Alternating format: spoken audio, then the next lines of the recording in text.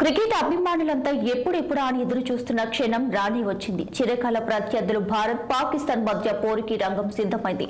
అగ్రరాజ్యం అమెరికా వేదికగా దాయాదులు ఢీ అంటే ఢీ అన్నట్లుగా తలపడబోతున్నాయి. పోటీ ప్రపంచ కప్ లో పాకిస్తాన్ పై ఘనమైన రికార్డును కొనసాగించేందుకు భారత్ తహతలాడుతుంది. ఇక ఐర్లాండ్ పై ఘన విజయంతో టీమిండియా మంచి జోరు మీదుంటే ఆతిథ్య అమెరికా చేతిలో అనూహ్య ఓటమితో పాక్ ఒత్తిడి ఎదుర్కొంటుంది. మెగా టోర్నీలో కీలక మ్యాచ్ గా భావిస్తున్న భారత్ పాక్ పోరులో పై చేయి ఎవరదో మరికొన్ని గంటలు తేలనుంది.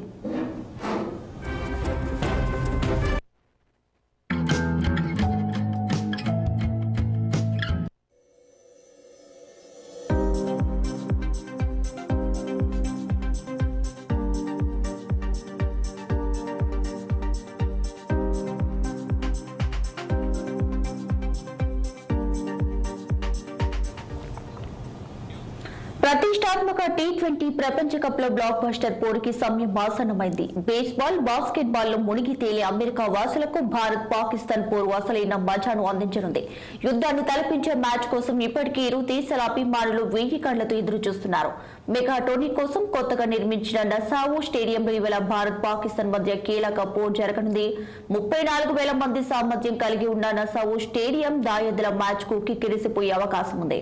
టికెట్ల భారీ ధరను కూడా లెక్క చేయకుండా వేల మైళ్ళ దూరం ప్రయాణించి తమ అభిమాన క్రికెటర్లను ఆటను ప్రత్యక్షంగా చూసేందుకు ఆసక్తితో ఎదురు చూస్తున్నారు.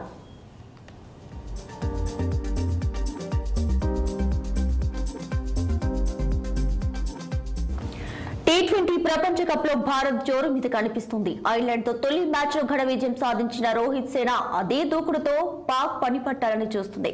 నిలకడలేమికి చిరునామైన పాక్ చెక్ పెట్టేందుకు టీమిండియా అస్త్రశస్త్రాలతో సిద్ధమైంది. ఐర్లాండ్ తో ఆడిన జట్టునే పాక్ తో మ్యాచ్ కు దాదాపు కొనసాగించే అవకాశం ఉంది. అక్షర్ పటేల్ లేదా జడేజా స్థానంలో స్పిన్నర్ కుల్దీప్ యాదవ్ జట్టులోకి తీసుకునే ఛాన్స్ కనిపిస్తుంది. ఇక రోహిత్ కోహ్లీ ఓపెనర్లుగా రానుండగా రిషబ్ పంత్ 3వ స్థానం ఫిక్స్ అయింది.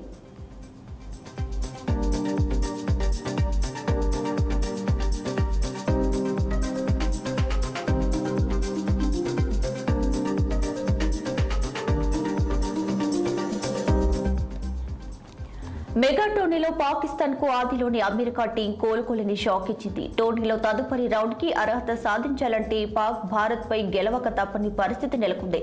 షాహీన్ అఫ్రీద్, హరీష్ రవూఫ్, మహ్మద్ అమీర్, యాసిర్ షాతో పాక్ పేస్ దళం బలంగా కనిపిస్తున్న భారత్ ఎలా అడ్డుకట్ట వేస్తారన్నది ఆసక్తికరంగా మారింది.